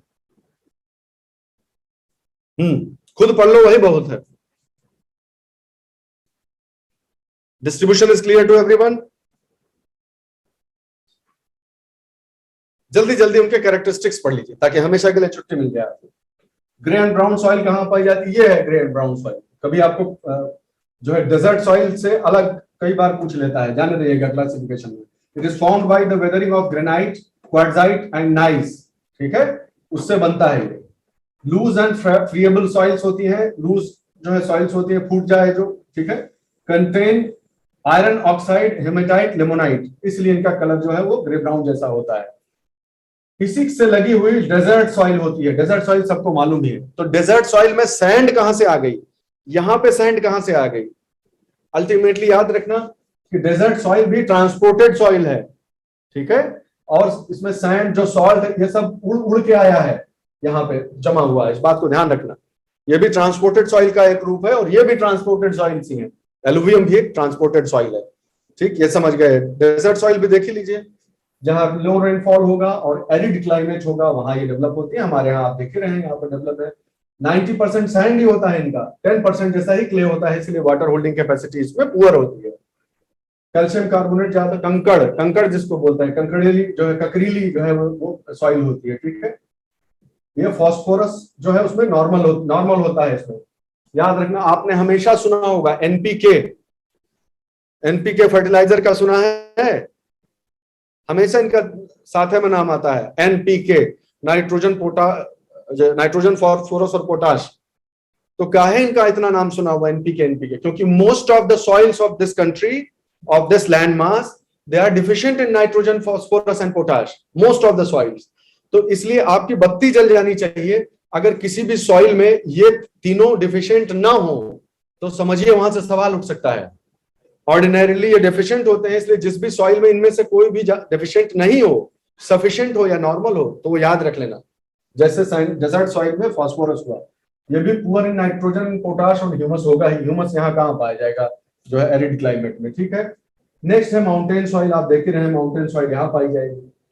ऑर्गेनिक मैटर के डिपोजिशन हो, अब आप जानते ही हैं, पोर्जोलाइजेशन पढ़ ही चुके हैं आप। सैंड और ग्रेवल के मिक्स होता है, क्योंकि उसी से ये सब पेरेंट रॉक के हिसाब से होगा ना भाई। रिच इन ह्यूमस होगा ही, कूल टेम्परेचर होता है, ठीक है। पुअर इन पोटेशियम, फलाना धमाका, लाइम। शैलो एंड इमेच्योर होती हैं सॉइल्स, बिल्कुल सही बात है। यहाँ पर उस लेवल का वेदरिंग और वो इंटेंस वो एक्शन होता नहीं है, और इसलिए ठीक है। पोर्टजॉल्स इन मिड अल्टीट्यूड हिमालयाज, ठीक है। जहां बन सकेगा वहां पोर्टजॉल बन जाएगा, जहां पर वैसी कंडीशंस बन जाएगी, आप जानते ही हैं, तो आप समझ चुके हैं। ये ट्रू पोर्टजॉल्स नहीं होती हैं, अभी अब आप समझ चुके हैं। Next alluvium. एलुवियम ये देखिए जलोढ़ मिट्टी जिसको कहते हैं, जलोढ़ जल के द्वारा लाई गई, ट्रांसपोर्टेड सॉइल है। सेडिमेंट्स और लाइमस्टोन से आते हैं टूट टूट के यहाँ तक। इनकी ओरिजिन रिसेंट है, तो लिख दो चैट बॉक्स में कौन से पीरियड में बना है ये लैंड मास, ये इलाका कौन से पीरियड में बना है। एक शब्द चाहिए बस चैट बॉक्स में, वन वर्ड आंसर।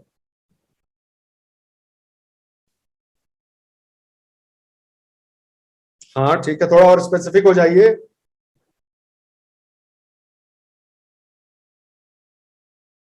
छुटकाए में चले जाइए। हाँ छोटे, यस ठीक है, बिल्कुल बिल्कुल सही जवाब। क्वाटरनरी में, ठीक है। ये टर्सरी में हिमालयाज और क्वाटरनरी में हो गया, ठीक है। तो ये रिसेंट है ओरिजिन में, और हर साल जो है वो ये बदलते रहते हैं, इसलिए इनका सॉइल प्रोफाइल जो है वो उतना डिफरेंशिएटेड सॉइल प्रोफाइल हो ये जरूरी नहीं है, ठीक है। रिच इन पोटाश, याद रखना, rich in potash but poor in phosphorus. Iron aluminium left back usually acidic but not in. ये लाइन लिखी हुई है, एक जगह मैंने पढ़ा कि यूजुअली जो एलुवियम होता है वो एसिडिक होता है। ऑब्वियसली पेरेंट रॉक पे डिपेंड करता है, ऐसे यूनिवर्सल स्टेटमेंट नहीं पास करना चाहिए। लेकिन इंडिया में जो पेरेंट रॉक है वही क्या है, जो पेरेंट रॉक है वो खुद क्या है, लाइम्स। देखिए भगवान ने कैसे इस भूखंड को कैसे अपने आशीर्वाद से जो है वो सींचा हुआ है। हमारे यहाँ जो टोटल रॉक स्ट्रक्चर, पूरा पेरेंट रॉक स्ट्रक्चर ही लाइमस्टोन का है। आप जहां सेडिमेंट्री मेटामॉर्फिक आप पढ़े ही हुए, तो लाइमस्टोन से ही नदियां काट काट के ला रही है ना सब, इसीलिए ये उतना एसिडिक नहीं है और इसीलिए इतना फर्टाइल हो जाता है। इंडिया का जो एलुवियम है वर्ल्ड के मोस्ट फर्टाइल सॉइल्स में से है, अगर मोस्ट फर्टाइल नहीं तो सबसे ज्यादा फर्टाइल सॉइल्स में तो है ही, ये आप जानते हैं। तो क्यों है ऐसा, इसलिए है क्योंकि लाइमस्टोन से आने की वजह से उसका जो पीएच है वो कंड्यूसिव होता है, एक्सट्रीम नहीं होता है, इसलिए ये सब लॉजिक है उसके पीछे। लैटराइटिक सॉइल सब आप अच्छे से समझते हैं, इग्नियस रॉक से बनते हैं। हमारे यहाँ फेल्सिक इग्नियस रॉक से ही बनते हैं जहां भी हैं, याद रखना। लेकिन इसका यह मतलब नहीं है कि बेसाल्ट से नहीं बन सकता है, आज आपको समझा दिया गया है। High temperature, heavy rain, heavy percolation, जो कैटायन बेस कैटायन से रीच डाउन पे जाते हैं, आयरन और ऊपर रह जाते हैं। पुअर, ये पुअर नहीं, फास्ट होना चाहिए, फास्ट, ठीक है। ये पुअर नहीं, इसको फास्ट कर लीजिएगा आप लोग, अभी नोट कर लीजिए इसको। दिस इज फास्ट डिकम्पोजिशन, फटफट फटफट हो जाता है। क्विक या फास्ट डिकम्पोजिशन, इसलिए ह्यूमस बचता ही नहीं है। कलर किसकी वजह से आता है, अब आप जानते हैं, आयरन और एल्यूमिनियम के ऑक्साइड्स की वजह से आता है, ये भी आप जान गए। ब्लैक सॉइल, मजेदार, बहुत ही मजेदार सॉइल। ब्लैक सॉइल का डिस्ट्रीब्यूशन आप देख ही रहे हैं कि ब्लैक सॉइल का कहां पे है। कई बार ऐसे हो सकता है कि आपको फंसा दे सवाल में, इसलिए मैप हमेशा ध्यान से देखा करिएगा, ठीक है, कि आपको दिमाग में हो कि इधर कहां पाया जाएगा ब्लैक सॉइल। ब्लैक सॉइल तो इधर ही होता है ना, यहाँ थोड़े पाया जाएगा ब्लैक सॉइल, लेकिन पाया जाता है। उसका जहां जहां बेसाल्टिक लावा फ्लो कर पाया है वहां वहां वो गया है, ठीक है, याद रखिएगा। तो डिस्ट्रीब्यूशन देख लीजिएगा। ब्लैक सॉइल किससे बनता है, मैफिक इग्नियस रॉक से, तो सब जानते हैं, बेसाल्टिक रॉक से बनता है। इसीलिए क्योंकि इससे बनता है फाइन होता है ना, इसीलिए हाई क्ले कंटेंट, इससे जो बनेगी मिट्टी उसमें क्ले कंटेंट ज्यादा होगा और इसलिए वाटर रिटेंशन कैपेसिटी उसकी ज्यादा होगी। सेल्फ प्लोइंग, यही एक विशेषता है ब्लैक सॉइल की। सेल्फ प्लोइंग मतलब अपने आप जो जुत जाए। आखिर जुताई किस लिए की जाती है, एयरेशन, प्रॉपर एयरेशन के लिए की जाती है ना, कि हवा जो है प्रॉपरली उस लेयर में अच्छे से मिक्स हो जाए, हवा का आदान प्रदान हो जाए, इसीलिए होता है ना भाई। इसको सेल्फ प्लोइंग क्यों बोलते हैं, इसलिए बोलते हैं दोस्तों कि जब गीली होगी मिट्टी, है बहुत ही मजेदार चीज है, ठीक है, गीली स्टिकी हो जाती है गीली होने पे, ठीक है, और जब सूखती है तो इसमें क्रैक्स डेवलप हो जाते हैं, क्रैकी सॉइल बन जाती है। जितना भी आपने डाउन टू अर्थ मैगजीन या ऐसी मैगजीन्स में देखा होगा, जब सूखे को डिनोट करते हैं, जब हम दिखाते हैं कि भाई सूखा पड़ गया या किसानों की स्थिति बहुत खराब है, तो कई बार ब्लैक सॉइल में जो क्रैक्स पड़े होते हैं उनका पिक्चर दिखाया जाता है, आपने देखा होगा। तो ब्लैक सॉइल जो है वो ऐसे ऐसे होती है, एक्सपैंड और कॉन्ट्रैक्ट करती है मॉइस्चर लेवल के अनुसार, और इसलिए क्योंकि क्रैक्स होते फिर भर जाते हैं, क्रैक्स फिर होती है, इससे एरेशन अपने आप हो जाता है, इसलिए इसको सेल्फ फ्लोइंग सॉइल बोलते हैं। ये बहुत बड़ी प्रॉपर्टी है, इसकी वजह से ये जिनके लिए फर्टाइल है उनके लिए इसीलिए है, और क्योंकि इसमें मॉइस्चर टेंशन अच्छा होता है। ध्यान से सुनिए मेरी बात, कॉटन के लिए ब्लैक सॉइल क्यों इतना इंपॉर्टेंट है, क्योंकि जिस समय एक ऐसा क्रूशियल पीरियड होता है कॉटन की लाइफ साइकिल में कि जब ऊपर फ्लावरिंग फ्रूटिंग हो रही है, एग्जैक्टली मुझे टाइम नहीं याद है, आई एडमिट है, जब हम एग्रीकल्चर पढ़ेंगे तब आपको बताएंगे, उस समय अगर एयर में मॉइस्चर हो तो तकलीफ हो जाए, बर्बाद हो जाए फसल। तो इसलिए एयर में मॉइस्चर नहीं होना चाहिए, लेकिन रूट्स में मॉइस्चर की जरूरत है। तो because of the property of water retention, वो मिट्टी में पानी नमी बनी रहती है लेकिन ऊपर सूखा रहता है, that is why cotton develops and flourishes in black soil. ये कॉन्ड्रम सॉल्व करती है ब्लैक सॉइल, ठीक है।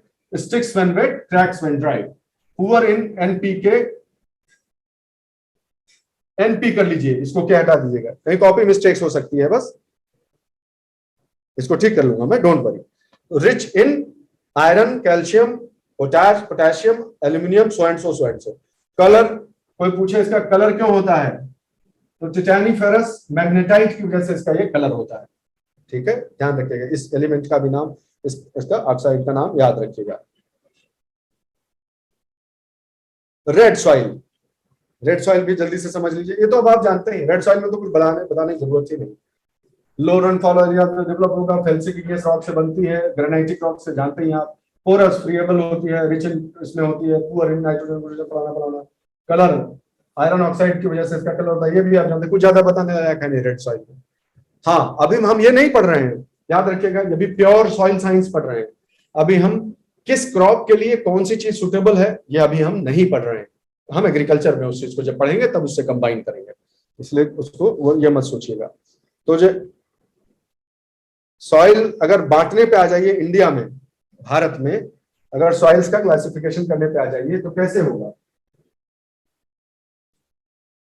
क्लासिफिकेशन के हिसाब से अगर बांटिए तो कौन सी परसेंटेज, इसको ध्यान रख लीजिएगा।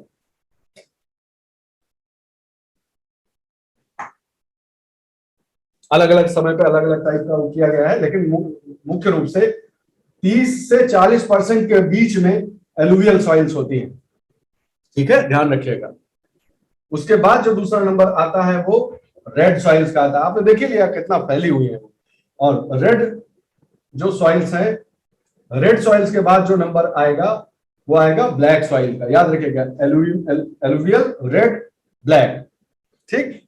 ये सीक्वेंस कम से कम, ये छोटा सा ये सीक्वेंस आप जरूर याद रखिएगा। और जैसा कि एरिया में आप जब आप देखेंगे तो उसमें फिर डेजर्ट सॉइल का नंबर आ जाएगा, फिर जो है लेटराइट्स का नंबर आ जाएगा। तो ए, आर, बी, डी, एल, ठीक है, इस पर ज्यादा समय नहीं वेस्ट करूंगा, ये आपका काम है। फिर जैसा कि भूपेंद्र बोल रहा था, बेचारा बिना मतलब में डांट खा गया हमसे, कोई बात नहीं है, कभी कभी हो जाता है। अमेरिकन सिस्टम ऑफ क्लासिफिकेशन भी एक है, जैसे हम अपने में बांट लिए कि alluvial soil, red soil, black soil, वैसे एक अमेरिकन सिस्टम क्लासिफिकेशन है। आप इसे अभी न देखिए, आप पहले उस सिस्टम ऑफ क्लासिफिकेशन ही समझ लीजिए, मैं तो कहता हूं। देखिए ऐसे समझ लीजिए, उन्होंने क्या किया है, बहुत ही साइंटिफिक तरीका है उनका और बढ़िया है वो भी, ठीक है। वो ये कहते हैं कि सबसे पहले तो ये देख लीजिए कि सॉइल मुख्य मूलतः जो है वो एक रॉ पेरेंट मटेरियल से सॉइल का फॉर्मेशन शुरू होता है, सही बात है कि नहीं? हाँ, बात सही है। तो अब उसके बाद यह देखा जाता है कि जैसे कि हम बात कर रहे थे कि पैदाइश ज्यादा डोमिनेंट है किसी को बनाने में या परवरिश, उसके आधार पर ही इन्होंने बांटा है। संजोग देखिए, हम लोग जब जो पढ़ रहे थे, तो पेरेंट मटेरियल अगर डोमिनेट करता है तो इस तरह की चीजें बनती हैं, और अगर क्लाइमेट डोमिनेट करता है तो ये बनती हैं, और टाइम अगर डोमिनेट करता है तो ये सॉइल्स बनती हैं। बहुत सिंपल और कितना लॉजिकल सीक्वेंस है। जैसे अगर क्ले ज्यादा है पेरेंट मटेरियल में तो वर्टिसॉल बनेगी, वॉल्केनिक ओरिजिन है अगर तो एंडीसॉल बनेगा, ऑर्गेनिक कंटेंट ज्यादा है पेरेंट मटेरियल के हिसाब से तो हिस्टोसॉल बनता है। हिस्टो का मतलब ये होता है ऑर्गेनिक टिश्यू, ठीक है।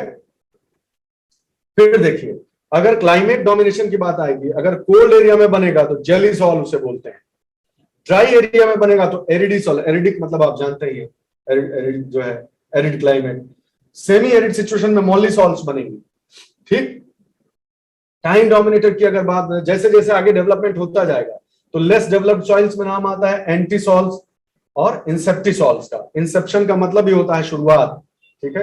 अब वेजिटेशन प्लस क्लाइमेट अगर डोमिनेंट हुआ इधर, ठीक है, तो वेजिटेशन और क्लाइमेट दोनों अगर इफेक्ट डालते हैं तो कॉनिफेरस हुआ तो स्पोडोसॉल, डेसिडुअस हुआ तो एल्फिसॉल। ये दोनों अगर वार्म ह्यूमन क्लाइमेट में हुए तो अल्टीसॉल, और हॉट और ह्यूमिड में हुए तो ऑक्सीसॉल। सिंपल, तीन चार बार इसको आप देखेंगे, आपको दिमाग में हमेशा के लिए बैठ जाएगा। That is the division American soil, कौन सा फैक्टर कितना इंपॉर्टेंट है, बस that's all you want to no.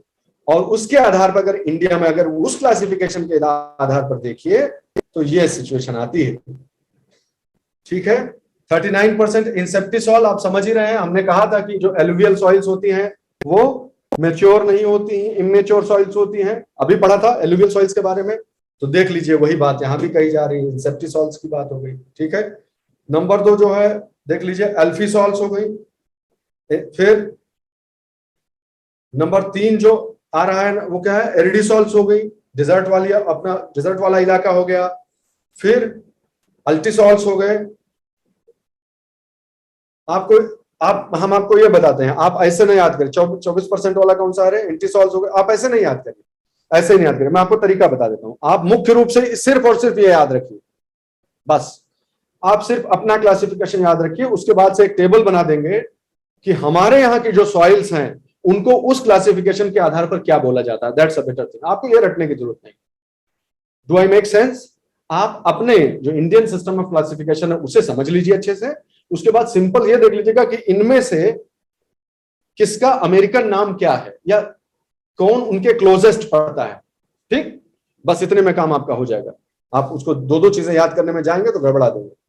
World distribution of soils, अगर लॉजिक याद रखोगे, जैसे लॉजिक मैं आपको पूछता हूं और आप बताइएगा कि कौन सी वो सॉइल होगी जो अगर मैं रेखा खींचना चाहूं, बताना तुम लोग। और अमेरिकन क्लासिफिकेशन नहीं पूछ रहा हूं, यह भी ध्यान रखना, अमेरिकन क्लासिफिकेशन नहीं पूछ रहा हूं, इंडियन क्लासिफिकेशन के आधार पे आप मेरा जवाब दीजिए। मेरा सवाल है कि कौन सी वो सॉइल होगी जो कि मेरे द्वारा खींची गई लाइन जो है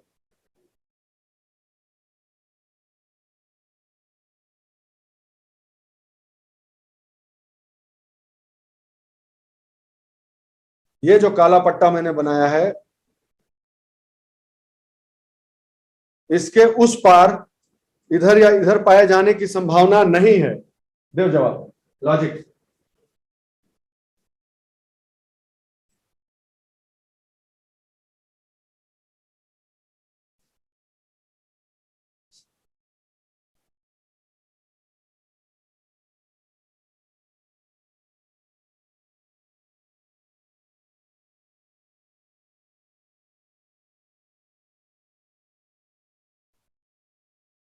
चलो थैंक यू फ्रेंड, इतना बिना मतलब डांटे भी गए, आप लोग तो इंटेलिजेंट लोग हैं, मैं ही गलत समझ गया था। गुड आंसर, अब आप समझ गए ना, ट्रॉपिकल और सब ट्रॉपिकल एरिया में ही वो कंडीशंस बनेगी ना, high temperature heavy rainfall. Okay, तो थोड़ा लॉजिक लगा के हमेशा चैतन्य बने रहिए भाई, ऐसा ना करिए, ठीक है। अब आप समझते हैं सारी चीजें तो मुझे ज्यादा परेशान होने की जरूरत नहीं है। आज का लास्ट और इंटरेस्टिंग चीज, जो इंडिया के अलुवियम है, जो जलोढ़ मिट्टी का प्रदेश है, जलोढ़ प्रदेश है, उसके डिविजन्स में कई बार लोग कंफ्यूज हो जाते हैं, ठीक है, खादर बांगर और इसी में सब यार वार हो जाता है। तो उसको जब तक आप मैप के हिसाब से नहीं समझेंगे, मैंने गूगल अर्थ से इस चीज को निकाला ताकि ऐसे आपको समझा सकूं, और ये डायग्राम भी मैंने कर करके कैसे बनाया कि आपको समझ में आ जाए, ठीक है, समझाने के लिए आपको। अब अगर आप देखिएगा तो आप समझ जाएंगे। तो जो जलोढ़ मिट्टी का प्रदेश है, ये तो समझ रहे हो जलोढ़ मिट्टी का मतलब क्या हो रहा है, समझ रहे हो ना भाई? जलोढ़ मिट्टी मतलब हम कौन सा एरिया देख रहे हैं? ये वाला एरिया। ये एकदम क्लियर है सबको कि अब हम जो भी बात करने जा रहे हैं वो इसी एरिया, इस पट्टी की बात करने जा रहे हैं। क्लियर? ओके, आगे बढ़ जाइए। तो जो जलोढ़ मिट्टी आप देख रहे हो, समझ रहे हो, ये पट्टी जो हम बोले थे, ये वही पट्टी है। मानते हो भाई? ये भी क्लियर हो गया सबको? 3D डायग्राम है ये। हिमालयाज इधर है, ये देखिए हिमालयाज है ये, और यहां से नदियां निकल रही हैं, ऐसे ऐसे जा रही हैं नदियां। ठीक समझ गए बात भाई? ये क्योंकि इसलिए बार बार इसलिए कर रहा हूँ बल देके, क्योंकि ये नहीं समझोगे तो सब चौपट कर दोगे, और हमेशा आपको याद रटना पड़ेगा, रटो मत। अब इसी के करस्पॉन्डिंग एरियाज देख लीजिए आप, और बढ़िया, हमेशा के लिए कंफ्यूजन खत्म आपका। देखिए पहाड़ यहाँ खत्म हो रहे हैं, यहाँ ये देखो, रुको रुको, ये सब घचघचा गया है सब, रुक जाओ। हाँ अब समझ में आएगा अच्छे से। हाँ भाई, तो मानते हो ये लाइन है जहां पहाड़ खत्म हो रहे हैं, फुट हिल्स शुरू हो रही है, मानते हो? ये तो ये वही लाइन हो गई, ये भी मानते हो? समझते जाना तो बताते जाना, ठीक है? तो पहली जो पट्टी है वो मोटे मोटे कंकड़ पत्थरों की पट्टी है, ये जो बहुत भारी भारी बोल्डर्स होंगे जो नदियां लेके आएंगी, तो लेकिन जैसे जैसे नदियां आगे बढ़ेंगी, उन जो ढलान है वो जब तक ढलान साथ दे रही है नदी का, तब तक जरा सा जोर लगाओ तो भी बड़े बड़े पत्थर नीचे चले जा रहे हैं। लेकिन जैसे ही समतल होना शुरू होगी, वैसे जो ग्रेविटेशनल फोर्स जो साथ दे रहा है नदी का, वो उतना प्रभावी नहीं रह जाएगा। तो अपने अपने वजन के हिसाब से बड़े बड़े पत्थर जो पहले पहले जो है वो छट जाएंगे, फिर उनसे छोटे, फिर उनसे छोटे, जो बहुत महीन होगा वही दूर तक ले जा पाएगा ना। मैं ठीक बोल रहा हूं? तो जो सैंड, सिल्ट और क्ले है, अंततः वही पानी में घुले रहकर दूर तक जा पाएंगे, बाकी बड़काए वाले तो सब पीछे छूट जाएंगे कि नहीं? बताओ भाई, सहमत हो कि नहीं?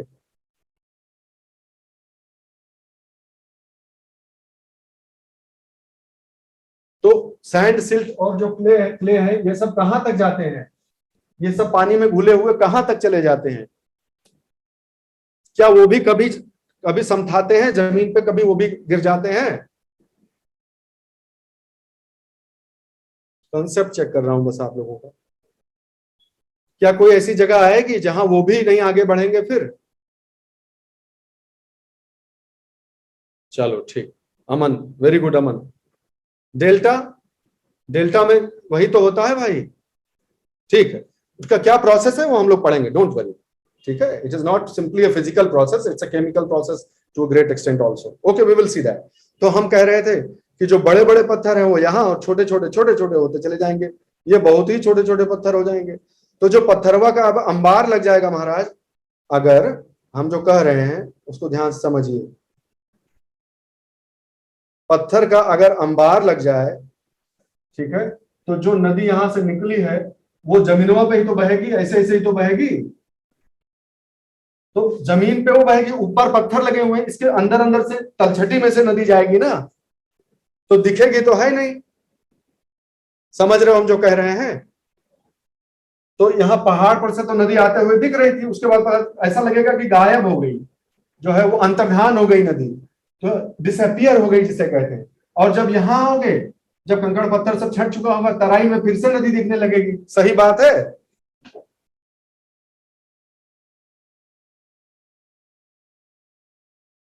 आप समझे काहे कहा जाता है कि तराई में जो है, भाबर में जो है वो नदी डिसअपियर हो जाती है? बस इसी कारण से। ठीक है, कितना दृष्टिगोचर हो रही है नदी उसके आधार पर। तो भाई ये भाबर का इलाका कहाँ होगा?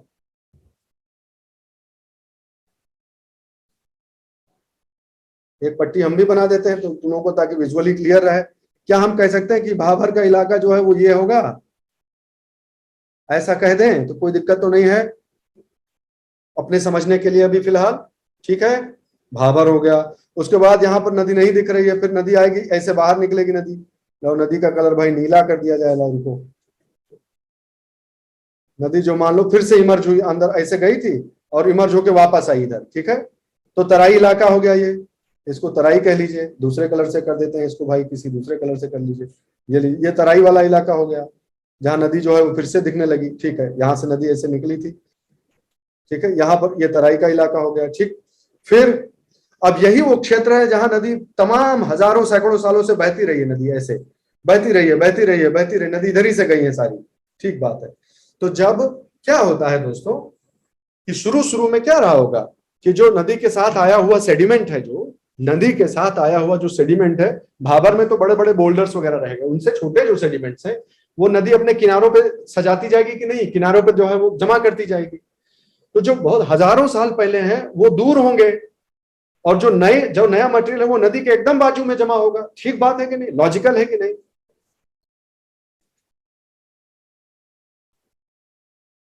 ये देख लो भाई, आप अपनी आंख से देख लो, अगर ये डायग्रामेटिक रिप्रेजेंटेशन को देखो तो जो पुराने हो चुके हैं सेडिमेंट्स, हर साल होता है ना, ये घटना तो हर साल होती है। तो नदी जब जब ऐसे नदी बहती रही होगी तो उसने यहाँ जमा किया, अपने चारों तरफ जमा किया। आज नदी ऐसे बह रही है और अपनी तरफ जमा करती जा रही, नई जो नई मिट्टी है वो यहाँ आ जा रही है। ये देखिए, नई मिट्टी इधर जमा हो जा रही है, पुरानी मिट्टी पीछे जमा हो चुकी है।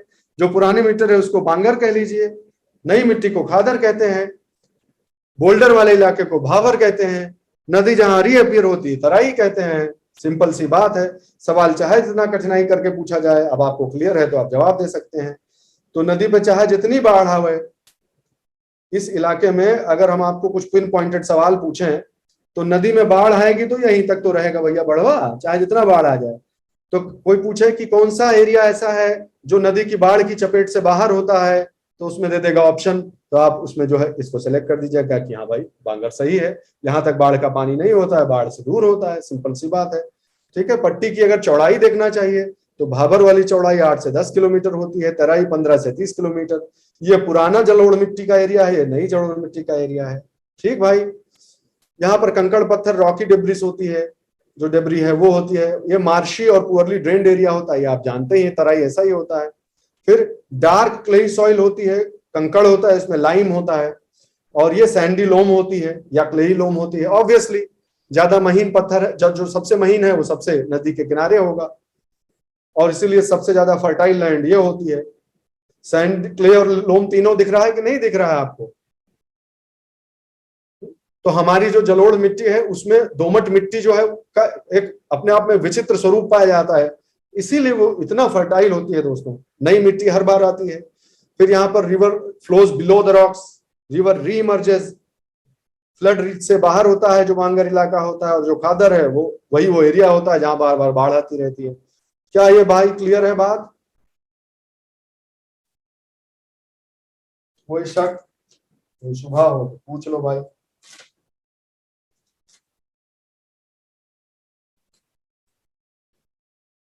ठीक है भाई, तो बस आज के लिए इतना ही भाई। बार बार डिसअपॉइंट ना किया कीजिए, आप लोग अच्छे स्टूडेंट हैं, ठीक से पढ़ाई किया करिए। जय Hind, see you in the next class.